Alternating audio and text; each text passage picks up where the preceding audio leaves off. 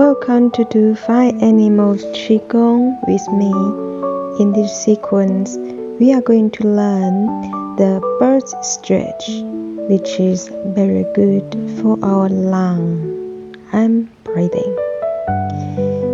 First, we bring one hand on top of another, and then raise both hands on top of your head. Then we pressing it down. Put your weight on one leg, open both arms, and kick one foot backwards, and repeat. Exhale, pressing down, open arms, and kick. Hands together, start from Dantian. Inhale up. Exhale down and open.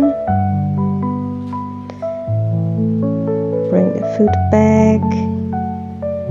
Inhale up. Exhale down. Inhale, change leg. Beautiful. Again, inhale up. Exhale down. Inhale, open the front and